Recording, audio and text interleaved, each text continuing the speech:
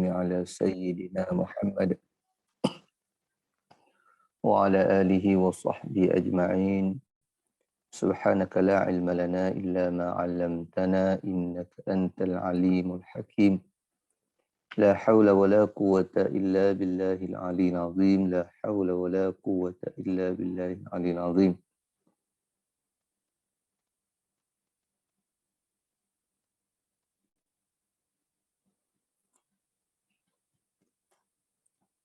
Pengerusi dan sahabat-sahabat yang dirahmati oleh Allah Subhanahu wa taala.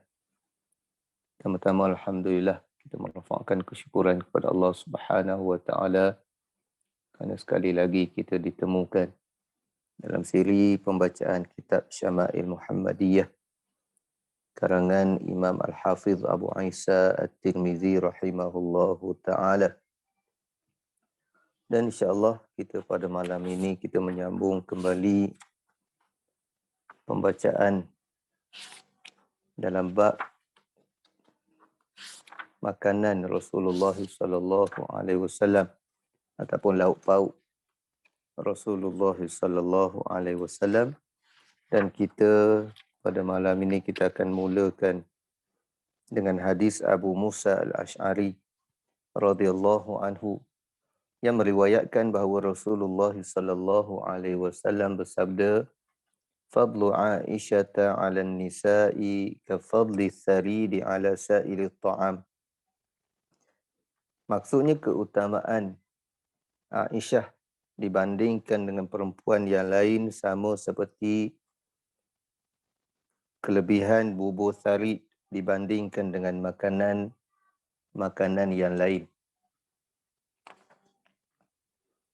Sahabat-sahabat yang dirahmati oleh Allah Subhanahu wa taala, hadis ini diriwayatkan oleh Abu Musa Al-Asy'ari, nama beliau Abdullah bin Qais Al-Yamani.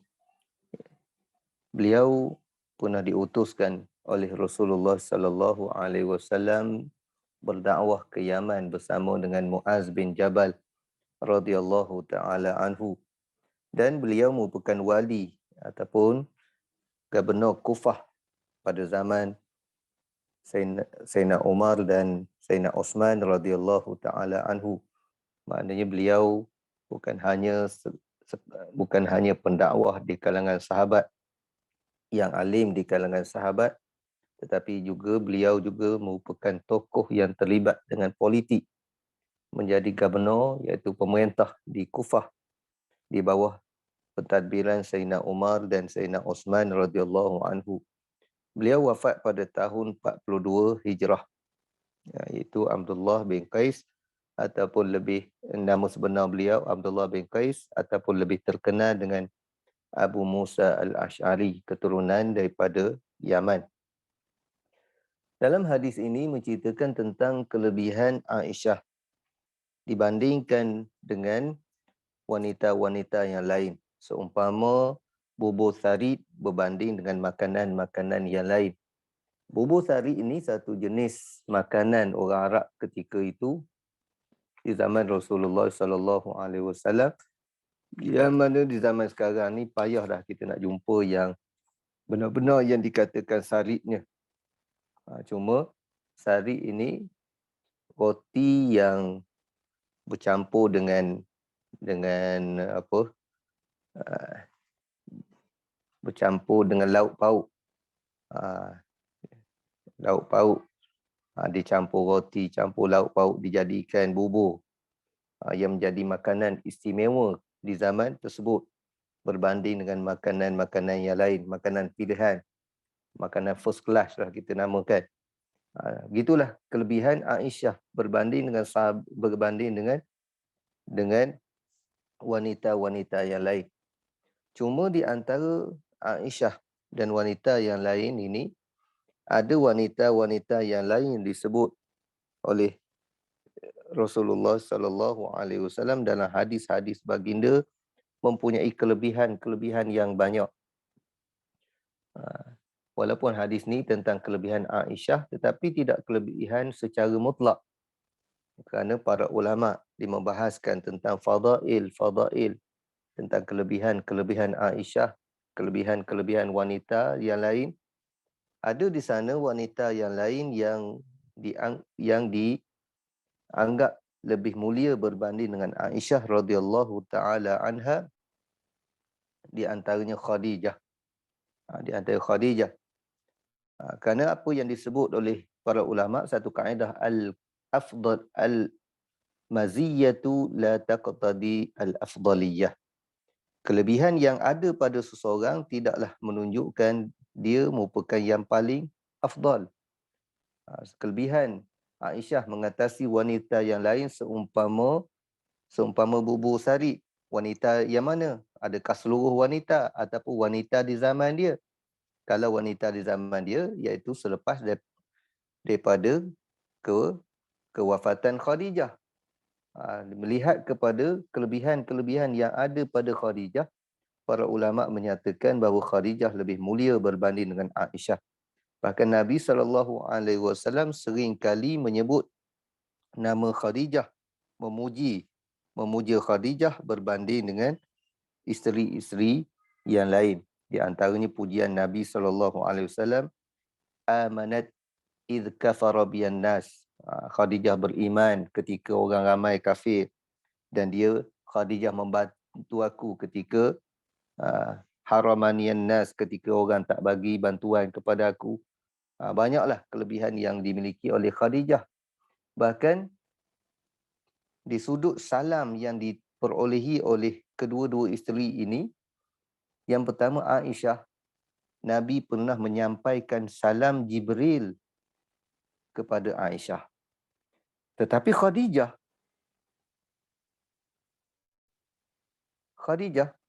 Jibril pernah menyampaikan salam daripada Allah Subhanahu wa taala. Mana salam daripada Allah Taala disampaikan oleh Jibril kepada Nabi, Nabi sampaikan kepada Khadijah. Maknanya salam daripada Allah yang Khadijah dapat.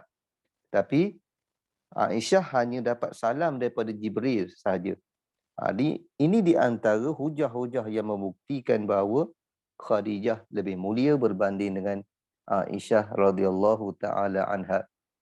Adapun wanita yang lain yang mempunyai kelebihan, iaitu Fatimah, anak dia kepada Nabi SAW, yang merupakan anak yang baginda yang paling mulia.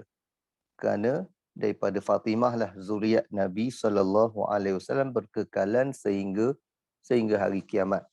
Dan sebenarnya kalau kita lihat kelebihan-kelebihan isteri-isteri dan wanita-wanita yang disebutkan tadi, boleh kita katakan kelebihan di sudut yang berbeza. Dari sudut membantu, dari sudut menyokong perjuangan Nabi, tidak ada yang boleh menyaingi. Wanita di kalangan wanita tidak ada yang boleh menyaingi Khadijah. Dari sudut keilmuan, dari sudut kefahaman agama, tidak boleh menyaingi Aisyah radhiyallahu taala anha. Dari sudut keturunan, memang tidak ada yang boleh menyaingi Fatimah radhiyallahu taala anha. Ini kalau kita lihat dari sudut yang berbeza, masing-masing ada kelebihan yang dikurniakan oleh Allah Subhanahu wa taala. Walau bagaimanapun, semua mereka adalah tokoh-tokoh yang luar biasa di kalangan wanita. Hadis ini menceritakan tentang sebahagian daripada kelebihan Aisyah radhiyallahu taala anha. Kemudian Anas bin Malik radhiyallahu anhu meriwayatkan bahawa Rasulullah sallallahu alaihi wasallam bersabda, "Fadlu Aisyah 'ala an-nisa'i ka fadli tharidi 'ala sa'il ta'am." Kelebihan Aisyah dibandingkan perempuan lain sama seperti keutamaan bubur sarid dibandingkan dengan makanan yang lain. Hadis ni sama dah juga dengan hadis yang sebelum ini, cuma sahabat yang meriwayatkan saja berbeza. Dari sudut menurut ulama hadis, apabila riwayat daripada sahabat berbeza, dia dikira hadis yang berlainan. Kalau tadi disebut sebagai hadis Abu Musa, yang ni dikira hadis Anas bin Malik, hadis yang berlainan. Abu Hurairah radhiyallahu anhu meriwayatkan annahu ra'a Rasulullah sallallahu alaihi wasallam tawadda'a min akli thawri aqit thumma ra'ahu akala min katifi syatin thumma shalla wa lam yatawadda'.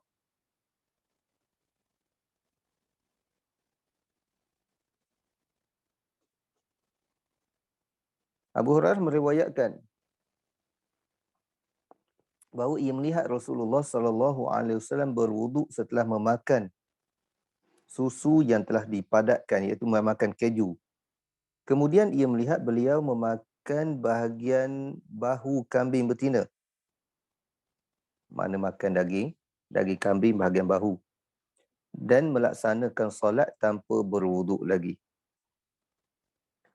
Jadi hadis ini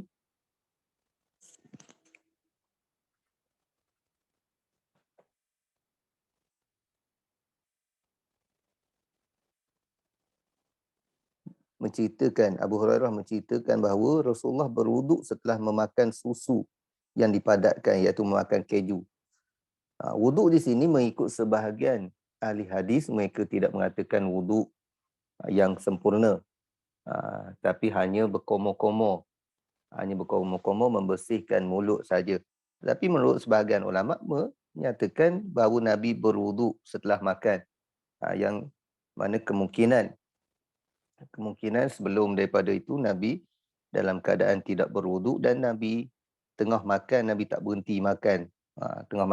Nabi tak berhenti makan sehingga selesai makan, barulah Nabi berwuduk.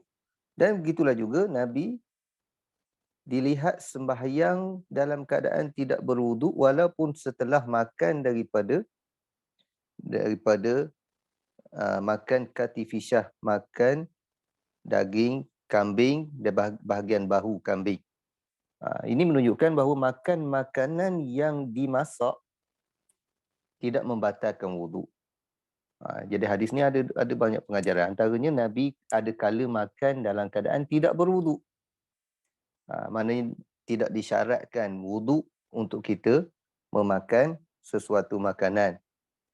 Berbeza dengan solat, menyentuh mushaf dan sebagainya.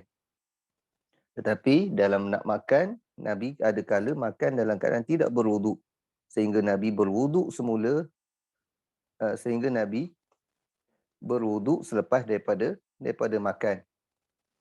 Tapi ada makanan yang walaupun ada makanan yang yang dianggap membatal wuduk oleh setengah mazhab, tetapi kalau berdasarkan hadis ini, ia tidak membatalkan wuduk.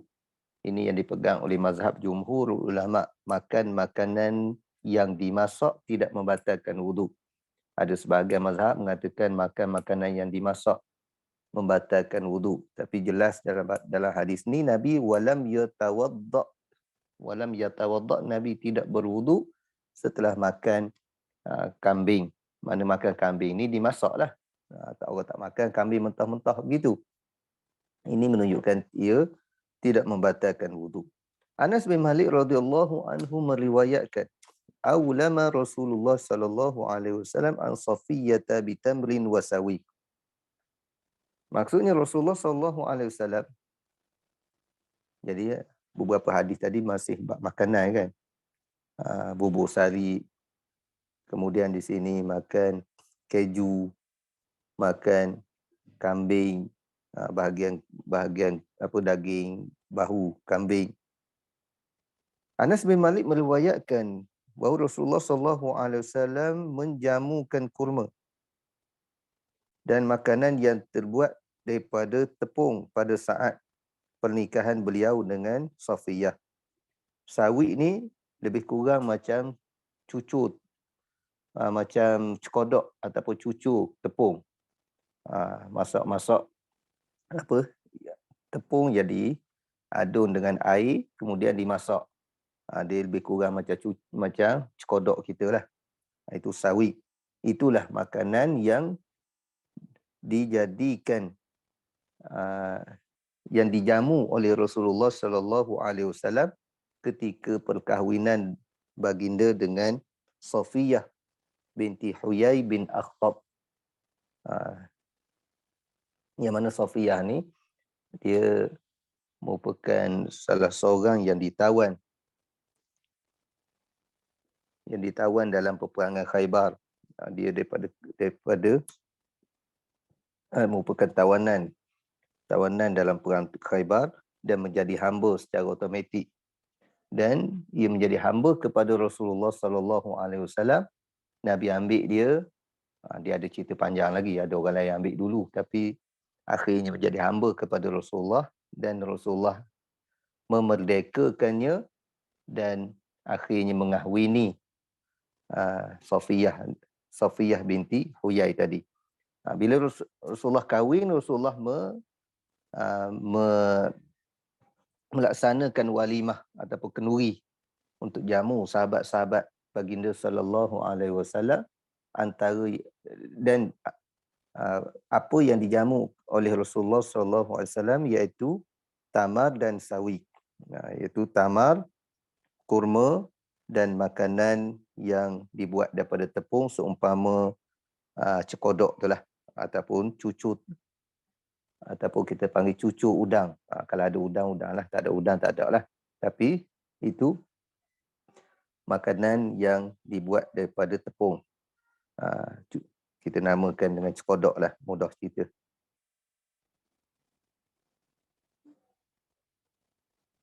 Sebab itulah ini menunjukkan bahawa Nabi tidak membebankan. Apa yang ada saja yang Nabi jamu sahabat-sahabat dia.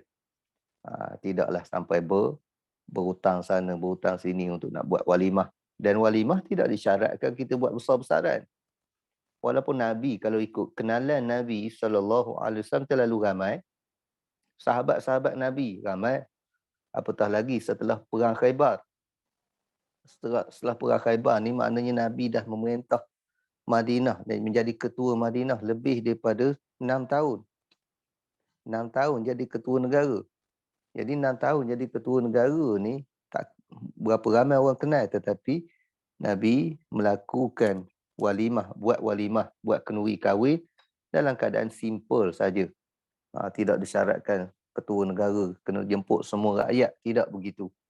Memadai sekadar nak mengiklankan kepada sahabat-sahabat yang terdekat dengan memanggil mereka ke majlis walimah. Itu sunnah Nabi, mana tidaklah nak gereng sangat. Bahkan Nabi menyebut dalam satu hadis bahawa syarrul walimah yang buruk, seburuk-buruk walimah, seburuk-buruk kenduri kahwin, kenduri yang dijemput orang-orang kenamaan dan ditinggalkan orang-orang miskin. Ni fenomena yang berlaku, budaya yang berlaku pada zaman sekarang ni. Buat walimah di hotel, jemput tokoh-tokoh yang terkenal saja. Orang kaya, korporat dan orang-orang besar saja.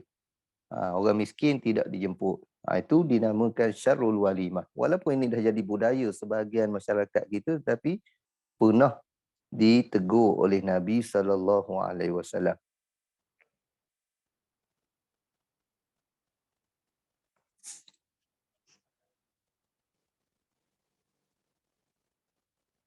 Salma meriwayatkan anna al-Hasan bin Ali wa ibn Abbas wa ibn Ja'far atawha faqalu laha isna'i lana ta'aman mimma kana yu'jibu Rasulullah sallallahu alaihi wasallam wa yuhsinu aklah. Faqalat ya bunayya la tashtahihi al-yawm. Qala bala isna'ihi lana. Qala faqamat fa akhadhat shay'an min ash-sha'iri fa tahanathu thumma ja'alathu fi qidrin وصبت عليها شيئا من زيت ودقت الفلفل والتوابل فقربته إليهم فقالت هذا مما كان يعجب رسول الله صلى الله عليه وسلم ويحسن أكله. Salma menceritakan bahawa satu hari Al-Hasan bin Ali, cucu baginda, Ibnu Abbas, sepupu baginda, dan Ibnu Ja'far mendatangi Salma, jumpa dengan Salma. Mereka berkata kepadanya, buatkanlah untuk kami makanan yang disukai oleh Rasulullah sallallahu alaihi wasallam dan beliau anggap baik untuk dimakan. Minta Salma ni isteri kepada Abu Rafi'. Dia merupakan bidan yang pernah menyambut anak baginda Ibrahim bin Muhammad sallallahu alaihi wasallam.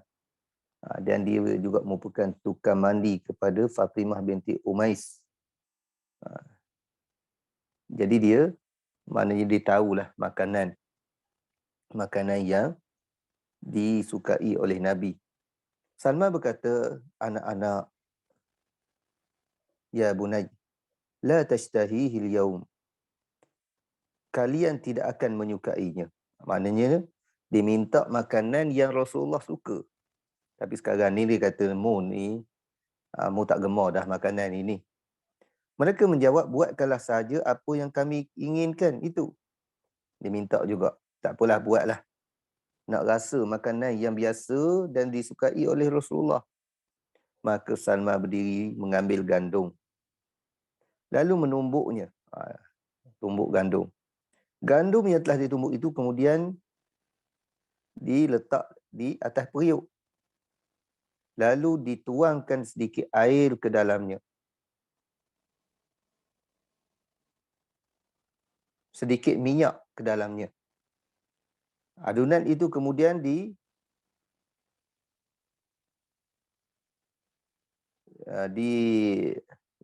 dakat, ditumbuk juga.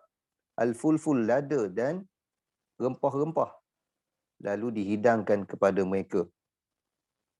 Setelah semua selesai, Salma menghidangkan makanan itu kepada mereka dan berkata, inilah makanan yang sangat disukai oleh Rasulullah sallallahu alaihi wasallam dan beliau anggap baik untuk dimakan. Jadi makanan yang disediakan oleh Salma, yang mana Salma mengetahui itu makanan yang disukai oleh Rasulullah sallallahu alaihi wasallam, iaitu makanan kalau kita nak kata nama apa, wallahu alam lah. Sebab dia sebut secara sepintas lalu. Gandum ditumbuk jadi tepung. Kemudian masuk dalam, letak dalam periuk, campur dengan minyak. Masak dengan minyak. Kemudian isi lada, ada rempah-rempah. Ada rempah-rempah. Mungkin ini kita kata lebih kurang macam nak kata cekodok pun mungkinlah hampir-hampir lah juga kot. Campur lada, campur ketumbar. Ketumbar ataupun rempah-rempah. Dan ini menunjukkan bahawa Nabi SAW pernah memakan al-fulful. Fulful ni sejenis lada. Makanan yang agak pedas lah. Sebab itulah dikatakan oleh Salma tadi, la tashtahihil yaum. Hari ni, zaman ni, sekarang ni mu tak suka makanan ni. Itu antara makanan yang pernah dimakan oleh Rasulullah sallallahu alaihi wasallam. Dan hadis ini kita lihat bagaimana generasi-generasi yang kemudian, memang kadang-kadang kita tak nafikan antara satu generasi dengan satu generasi dia berbeza makanan dia.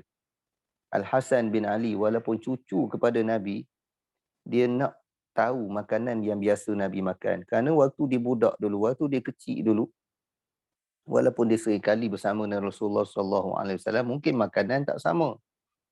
Makanan orang tua lain, makanan yang disediakan kepada budak-budak lain. Kita pun selera orang tua lain, selera kanak-kanak lain, selera anak-anak lain. Begitulah sifat yang kita tak boleh nak elakkan secara tabi'i. Tabi'i, kanak-kanak, apa yang selera dia lain, kita selera lain. Bahkan berbeza zaman juga bertukarnya selera. Ketika Hasan bin Ali, Ibnu Abbas setelah wafatnya Rasulullah, dalam keadaan dia juga dah berusia, dia nak cuba makanan yang dimakan oleh Rasulullah sallallahu alaihi wasallam. tetapi dikatakan oleh Salma, kata mu tak gemar dah makanan tersebut. Maknanya zaman itu dah berubah. Zaman Nabi dulu, itulah sebahagian daripada makanan yang dimakan oleh baginda. Tapi zaman yang berikutnya, makanan tu orang dah tak berapa nak makan dah. Sebab itulah makanan dia berubah satu zaman kepada satu zaman. Sebab tu kita nak pastikan apakah makanan yang sebenar, adunan yang sebenar, sebagaimana yang Rasulullah makan. Waktu sangat-sangat payah kita nak pasti. Cuma campuran-campuran tu disebut dalam hadis, bagaimana yang kita baca tadi. Campuran minyak sapi dengan tepung, kemudian ladanya, campuran rempah-rempahnya. Jenis rempah tak tahu, rempah macam mana. At-tawabil maknanya rempah-rempah. Jenis rempah yang macam mana kita pun tak tahu, banyak mana isi rempahnya. Kita tak pasti secara tepat. Cuma nak gambarkan itulah sebahagian daripada makanan Rasulullah sallallahu alaihi wasallam. Sebab itulah kalau kita buat satu-satu makanan, jangan terlalu mudah kita nak dakwa ini makanan Nabi. Cuma bahan-bahan kita mungkin boleh tahu. Kita boleh tahu bahan-bahan yang digunakan oleh Nabi untuk digunakan untuk mengadun makanan, untuk menyediakan makanan. Cuma kita nak pasti macam mana.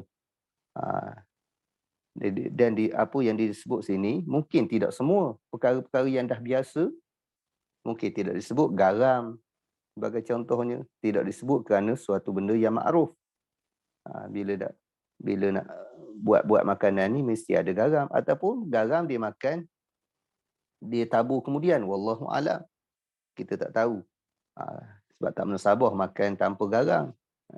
Itu sebahagian daripada makanan yang dimakan oleh baginda sallallahu alaihi wasallam. Jabir bin Abdullah radhiyallahu anhuma meriwayatkan, atana Nabi sallallahu alaihi wasallam fi manzilina.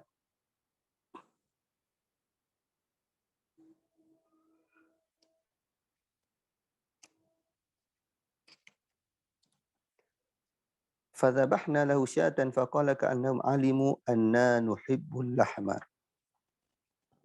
Maksudnya Rasulullah sallallahu alaihi wasallam pernah datang ke rumah kami.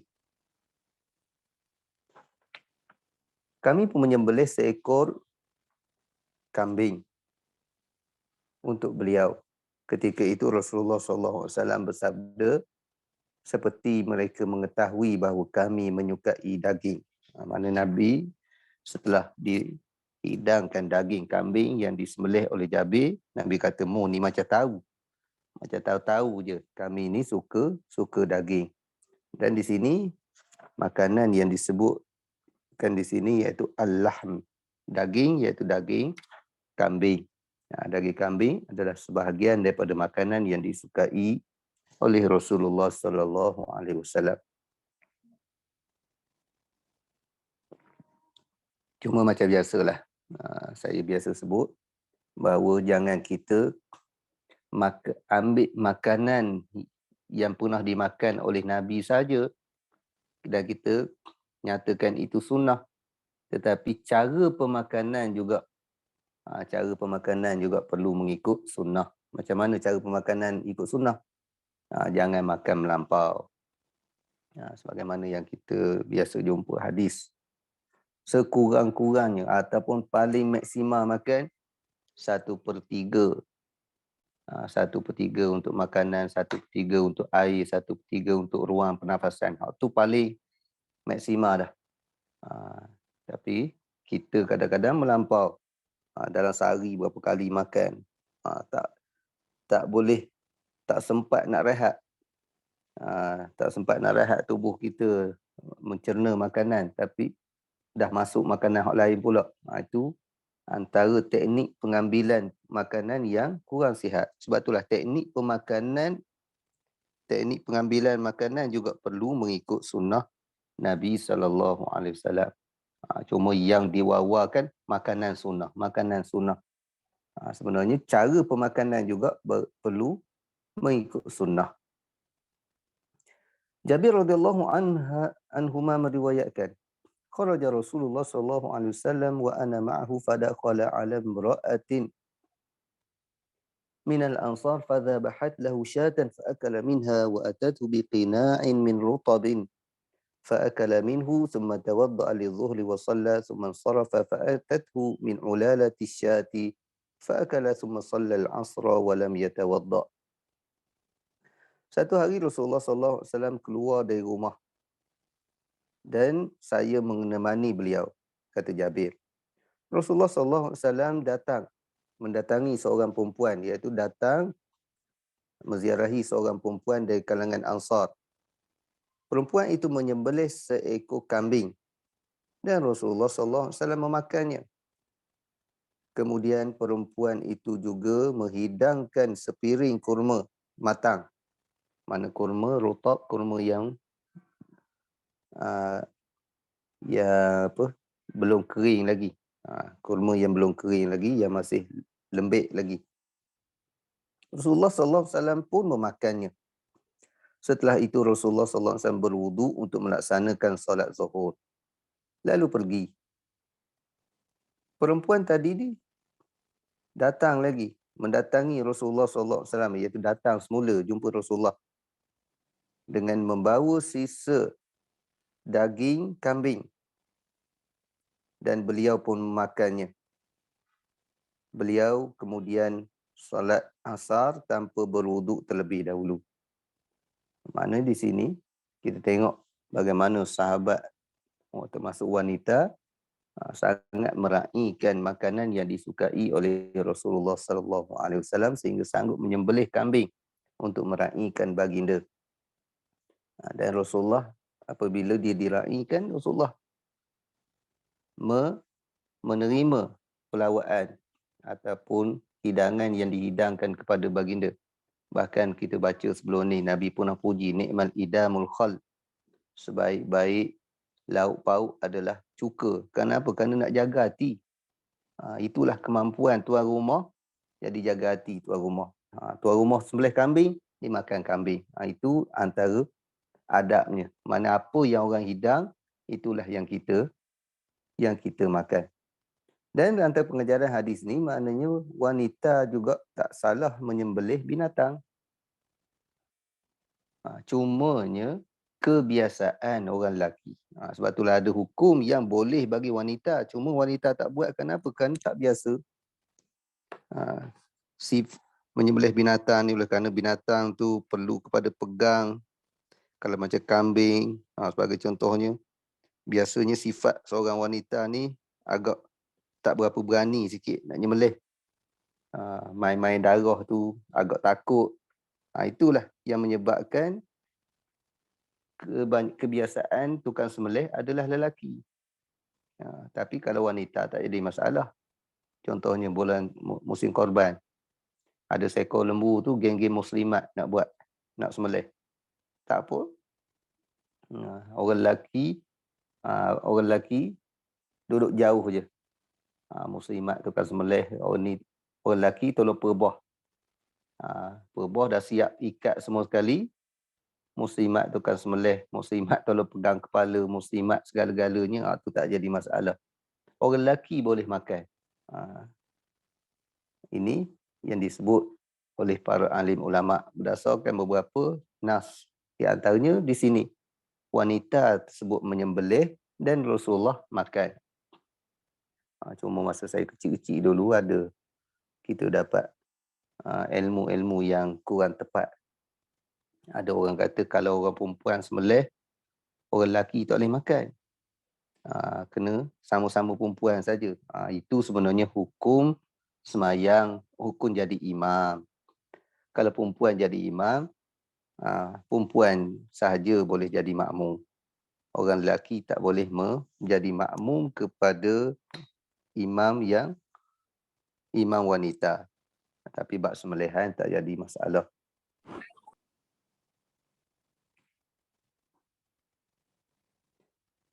Tengok dalam hadis ni, di antara pengajaran lagi bagaimana Nabi SAW makan di peringkat awal tu dalam keadaan tidak berwuduk, kerana Nabi berwuduk selepas daripada itu untuk sembahyang Zuhur. Dan Nabi menjaga wuduk dia sehingga asar, sehingga masuk waktu asar, dan makan pula sebelum asar, dan Nabi meneruskan solat asar tanpa berwuduk. Ini menunjukkan bahawa makan makanan yang dimasak tidak membatalkan wuduk. Berbeza dengan pandangan setengah fuqaha yang mereka ada juga dalil-dalil mereka menyatakan makan makanan yang dimasak, seumpama daging yang dimasak, yang dibakar, mimma massatin nar, makanan yang telah dimasak dengan api, itu membatalkan wuduk. Itu ada fatwa-fatwa di kalangan ulama-ulama yang mujtahid. Tapi beberapa hadis yang kita baca ni menyokong menjadi hujah pandangan jumhurul ulama, termasuk mazhab kita, mazhab Syafi'i, yang menyatakan makan makanan yang dimasak tidak membatalkan wuduk. Ummu Munzir radhiyallahu anhu meriwayatkan, dakhala alayya Rasulullah sallallahu alaihi wasallam wa ma'ahu Ali wa lana dawalin mu'allaqah. Qalat faja'ala Rasulullah sallallahu alaihi wasallam wa Aliyun ma'ahu ya'kul. Faqala Rasulullah sallallahu alaihi wasallam, "Mah ya Ali, fa innaka naqih." Qalat fajalasa Aliyun wan Nabi sallallahu alaihi wasallam ya'kul. Qalat faja'altu lahum silqan wa sya'iran.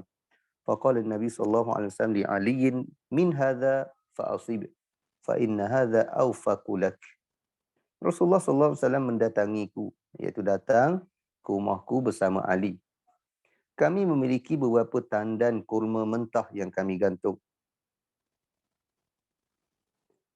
Rasulullah sallallahu alaihi wasallam dan Ali pun memakannya. Ini di antara perkara yang menjadi adat.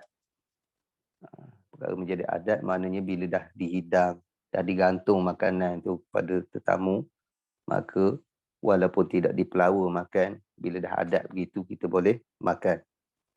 Tapi Rasulullah sallallahu alaihi wasallam segera berkata kepada Ali,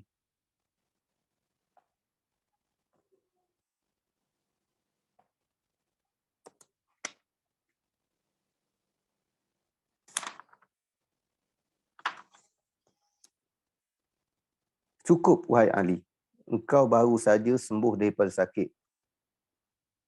Fa innaka naqih, mana kamu ni baru sembuh daripada sakit." Maka Ali duduk sementara Rasulullah sallallahu alaihi wasallam terus makan. Lalu aku menghidangkan silk, sejenis tumbuhan, dan gandum kepada mereka berdua. Maka Rasulullah sallallahu alaihi wasallam berkata kepada Ali, "Makan yang ini saja, kerana ini lebih sesuai untukmu."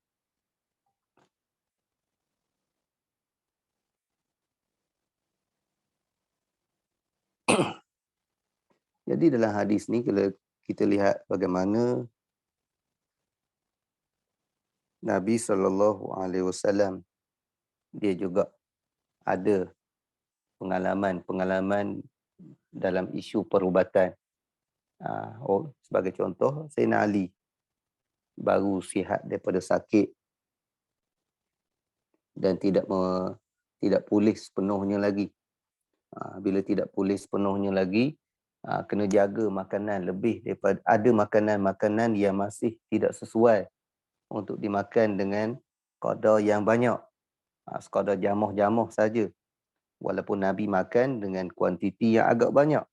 Dia tengok Nabi makan banyak, Nabi kata, "Mu ni baru sihat." Bila baru sihat, takut balik semula penyakit tu. Ada makanan-makanan yang tidak sesuai bila keadaan tubuh yang kurang sihat. Penyakit ni, makanan ni kurang sesuai, penyakit ni, makanan ni kurang sesuai. Itu suatu perkara yang biasa. Sebab itulah kalau doktor menasihatkan makanan ni tak sesuai bagi orang sakit ni, makanan ni tak sesuai bagi orang sakit ni, ini di antara dalil dia. Bagaimana Nabi tidak menggalakkan ataupun Nabi menegur Sayyidina Ali daripada makan kurma yang mentah. Mana kurma yang putih lagi. Makan kurma yang putih dalam keadaan kesihatan Sayyidina Ali tidak sempurna lagi. Ini sebagaimana yang saya sebut tadi. Jadi orang yang kalau doktor cadangkan orang yang begini tak boleh makan ini, kena pantang ni, itu ada asasnya daripada Rasulullah SAW. Cuma perlu kepada penyelidikan lah. Doktor dia dah buat penyelidikan. Macam ni kena kurangkan makanan ni, penyakit ni kena kurangkan makanan ni. Dan itu ada hadis ataupun ada sandarannya daripada hadis Rasulullah SAW. Sebab itulah bila kita belajar hadis Nabi, ada benda yang kita selama ni kita anggap perkara tu kajian semata-mata ataupun kita anggap itu sudah menjadi amalan biasa. Sedangkan pernah Rasulullah SAW lakukannya, dan bila kita buat mengikut apa yang Rasulullah buat, kita dapat pahala free saja. Selama ni kita tak tahu. Hanya bagi arahan, bagi terima arahan daripada doktor. Sekadar tu je lah. Kita ingat itu semata-mata nasihat doktor.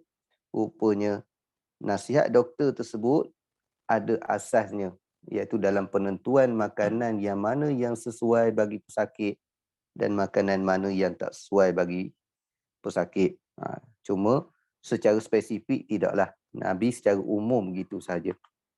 Aisyah radhiyallahu anha meriwayatkan, kana Nabi sallallahu alaihi wasallam ya'tini fayaqulu a'indaki ghadha.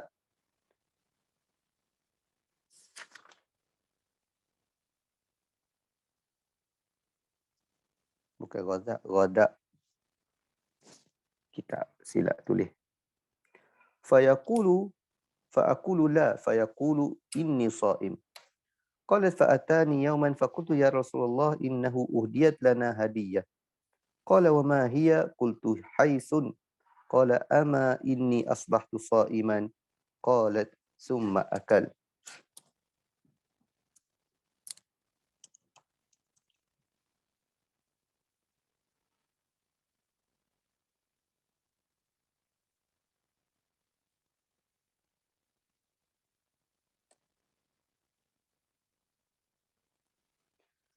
Maksudnya Rasulullah SAW datang berjumpa dengan saya, mendatangi saya, iaitu masuk rumah saya dan bertanya, apakah engkau memiliki makanan?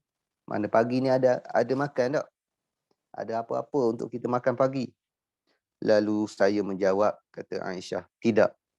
Beliau berkata kembali, kalau begitu aku berpuasa. Mana tak ada makanan, puasalah hari ni. Pada hari yang lain Rasulullah SAW datang kembali. Mana giliran bersama Aisyah. Masuk ke rumah tanya. Saya pun datang kembali, saya pun berkata kepada beliau, ada seseorang yang memberikan kepada kita, memberi hadiah. Beliau bertanya apa hadiah itu, saya menjawab hais, iaitu sejenis bubur yang dibuat daripada kurma. Hais ni bubur daripada kurma, mentega dan tepung. Itu sejenis bubur zaman tu lah. Lalu Nabi bersabda, aku sebenarnya berniat untuk berpuasa pagi ni. Lalu beliau memakan hadiah tadi. Jadi hadis ini ada beberapa pengajaran. Yang pertama, dilihat bagaimana Rasulullah SAW dan isteri beliau hidup dalam keadaan tidak kisah sangat bab makan. Maknanya Nabi tak simpan makanan untuk isteri beliau, untuk seminggu makanan tak. Apa yang ada Nabi makan. Apa yang tak ada, kalau tak ada Nabi puasa. Kalau Nabi kebetulan Nabi dapat makanan, beli makanan, ambil makanan sana, dapat makanan daripada apa-apa cara sekalipun, Nabi makan. Bahkan Nabi pernah beli makanan, Nabi pernah berhutang untuk mendapatkan makanan, macam-macam. Jadi Nabi hidup dalam keadaan simple. Ada makanan dan tak ada makanan, waktu perkara biasa di rumah Nabi SAW. Dan pengajaran yang kedua, bagaimana orang yang berhajat untuk makan, tetapi tidak ada makan, tak makan lagi pada hari tersebut, maknanya dia tidak ada niat untuk berpuasa, tetapi dia berniat di tengah hari, berniat di waktu siang hari, maka boleh dilakukan, boleh dia berpuasa dengan niat di tengah hari. Tapi para ulama menyatakan bahawa ini adalah puasa sunat. Kenapa? Kerana ada di sana hadis yang menyebut man lam yubayyitis siyama fala siyamalah. Siapa yang tidak berniat di waktu malam untuk berpuasa, maka tidak ada puasa. Jadi bila ada kontra dua hadis, Nabi kata siapa yang tak niat waktu malam, tak sah puasa, tak jadi puasa. Dan perbuatan Nabi berniat di siang hari.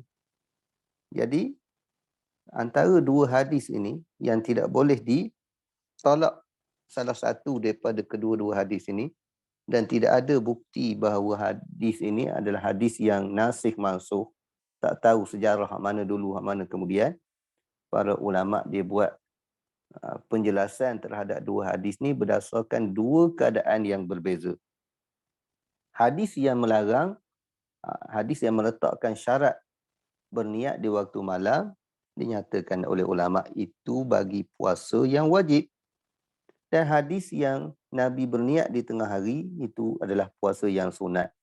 Kenapa puasa yang sunat? Kerana Nabi daripada awal pagi, Nabi tidak berniat untuk puasa. Nabi tanya makan. Nabi tanya Aisyah, ada makan pagi tak? Maknanya Nabi memang tak puasa. Memang tidak berniat untuk puasa di waktu malam. Bila Nabi tak berniat untuk puasa waktu malam, maknanya bukan puasa wajib. Kalau puasa wajib, Nabi tak akan tinggal. Jadi di situ ulama menyatakan puasa Nabi yang Nabi berniat di tengah hari, di siang hari adalah puasa yang sunat. Yang Nabi wajibkan, Nabi syaratkan niat di waktu malam adalah puasa yang wajib. Itu antara kaedah bagaimana para alim ulama, fuqaha dan muhaddisin mereka tafsirkan dua hadis yang kelihatan seolah-olah macam kontra. Jadi bila ditafsirkan dengan dua situasi yang berbeza, dua keadaan yang berbeza, maka tidak lagi dianggap bercanggah di antara satu dengan yang lain. Kemudian hadis ini juga memberi pengajaran kepada kita tentang orang yang berniat puasa sunat, boleh dia berbuka di tengah hari. Tidak wajib dia menyempurnakan puasa sunat dia. Tengah-tengah puasa, rasa nak makan. Boleh makan, tapi puasa sunat. Macam hadis ni, Nabi dapat hadiah, isteri kata ada hadiah, ada bubur hais di rumah. Jadi bubur tu, jadi Nabi meraihkan isteri dia yang dah bersedia untuk makan bubur bersama dengan Rasulullah SAW. Nabi menemani isteri dia untuk sama-sama makan. Walaupun Nabi dah berniat untuk puasa, tetapi Nabi boleh berbuka di tengah hari. Dan dalam satu hadis, al-mutatawwi'u amiru nafsih. Orang yang melakukan puasa sunat itu, dia raja kepada diri dia. Apa makna raja? Kalau dia nak teruskan puasa, boleh teruskan. Kalau dia nak berbuka, tidak ada salah baginya. Itu bagi puasa yang sunat. Yusuf bin Abdullah bin Salam radhiyallahu anhu meriwayatkan, ra'aitu Rasulullah sallallahu alaihi wasallam akhadha kisratan min khubz sya'ir fa wada'a 'alayha tamrah wa qala hadhi idamu hadhi wa akal. Saya melihat Rasulullah sallallahu alaihi wasallam mengambil sepotong roti gandum, satu cebisan roti gandum, lalu meletakkan kurma di atas roti itu. Ambil roti, tok kurma. Dan berkata ini, iaitu kurma adalah campuran roti ini. Lalu beliau memakan. Ini dia kata, ni dah jadi lauk kepada roti ni. Biasa roti makan makan dengan daging, makan dengan lauk pauk yang lain. Tapi hak ni makan roti dengan kurma. Ini pernah dimakan oleh Rasulullah sallallahu alaihi wasallam sebagaimana yang dilihat oleh Yusuf bin Abdullah bin Salam. Anas radhiyallahu anhu meriwayatkan anna Rasulullah sallallahu alaihi wasallam kana yu'jibuhu suflu. Qala Abdullah yakni ma baqiya min at-ta'am. Rasulullah sallallahu alaihi wasallam menyukai as-suflu. Apa makna as-suflu? Diterjemah sebagai makanan yang terbuat dari tepung dan kurma. Abdullah, iaitu salah seorang perawi hadis ini, berkata yang dimasukkan as-suflu adalah apa yang tersisa dari makanan. Sebenarnya, kalau lebih tepat kalau kita nak terjemah as-suflu ni, iaitu kerak makanan. Masak tepung, kemudian bahagian kerak di bawah tu. Bahagian kerak makanan, itulah yang dinamakan as-suflu. Kita tengok dalam syarah-syarah apa makna as-suflu. Ai fi asfalil qidri atau al-ina, iaitu bahagian bawah periuk. Bahagian bawah periuk.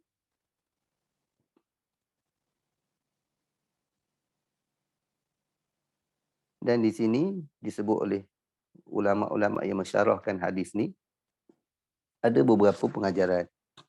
Yang pertama, Nabi tawadhu'.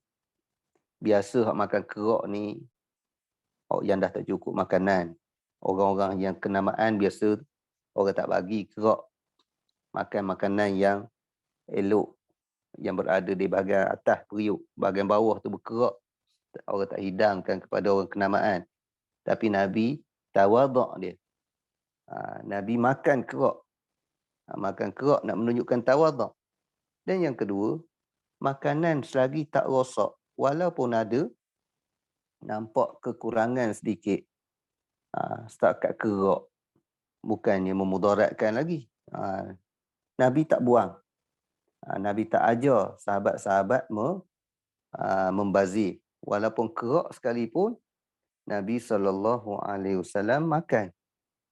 Nabi suka makan kerak untuk mengelakkan daripada berlakunya pembaziran. Ini salah satu sifat Nabi SAW dan tarbiyah Nabi kepada para sahabat agar tidak membazir di dalam makanan.